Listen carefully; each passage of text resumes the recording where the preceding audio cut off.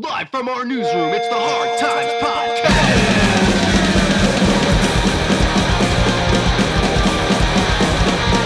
With Bill Conway and Matt Sankum. In Dexter, as far as you going back to school, are you on campus at this point? Do you have to tell people you are not the Dexter from the Offspring, that it's just an uncanny resemblance? Are you treated differently, or how was that? I mean, are you backpack, waking up at 8 o'clock, getting to school sort of thing? Your skateboard. Backpack and skateboard, pretty much. High-fiving everybody as I go down the sidewalk. And go, Dex, go! It was pretty cool. Typical college experience. Yeah. Oh, that's a funny video. We can work that into something. I mostly did it remotely, because we were on tour and stuff, and so I chose a way of working that most of the research was done on the computer. There wasn't a lot of actual lab work. But yeah, I was going there, I don't know, once or twice a week, pretty much.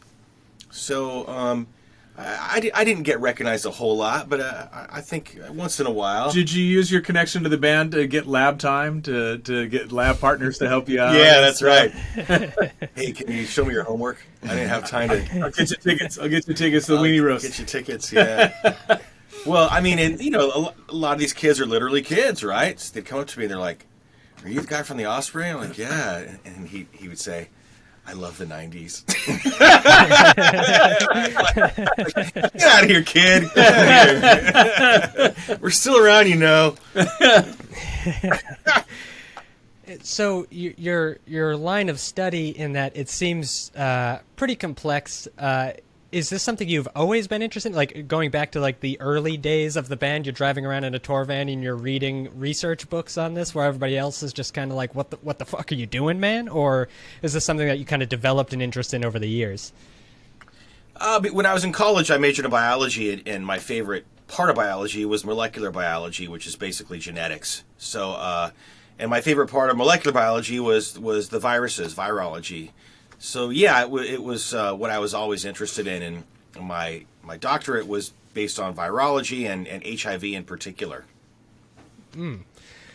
So with, obviously, we are living in this pandemic, which is virus related. Is this something like that is constantly on your mind, and just does it make you like extra precautious around things because you know how this works from like a behind the scenes sort of level? I know how it works behind the scenes. It's almost like, we study when you do it this way, you're studying kind of the nuts and bolts, literally the molecular interactions of all that stuff. So I could tell you all about that, but in terms of how it's going to affect the world, as we can see, there's so many people out there that are very knowledgeable, and really no one knows. We're still at a point where I do honestly believe we're getting on top of it with the vaccinations and stuff, and I believe we'll get there, but it's just hard to say. It's almost like an arms race. You have the vaccines on one side and the variants on the other side.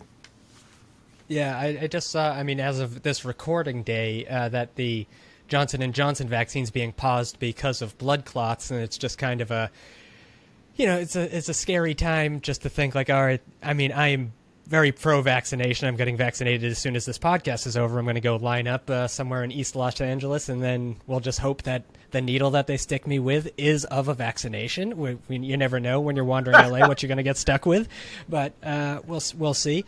But it is just scary to think how this is going to affect us going forward. Are we going to have to keep getting re-upped on this every year? And as far as you guys going out and playing, like, have you, we can see the sun rising over the horizon, do you start seeing yourself booking those shows and looking forward to getting to those sweaty areas again where everybody's just on top of each other? Or is it still like we're ready, once the time comes we'll be ready, but we're not going to push it? Well, really the virus is kind of controlling the game right now, and until people can gather safely, we don't want to put anyone's life at risk. But at the same time, we're enjoying the rehearsing and getting everything ready for the live show. We're already talking about pre-production rehearsals, so that when it is safe to gather, we're gonna be there. Now, will the audience feel comfortable getting in, in a sweaty pit and everything? I don't know. I think there's probably some people that are going to hold back for a little while. I think most people want to get back to living their lives and enjoying their time on this earth. So I think concerts will make a comeback as soon as it's safe, and we want to be there. We're looking forward to it. We'll just start in Florida. Yeah. I think they're pretty comfortable in Florida. I think they're pretty comfortable going outside. They just have crowds waiting for somebody to take the stage as we speak. They're like, well, a band's going to show up. If you guys all just hang out here right now, we promise somebody will show up eventually. They are just bike rallies in Florida. Yeah.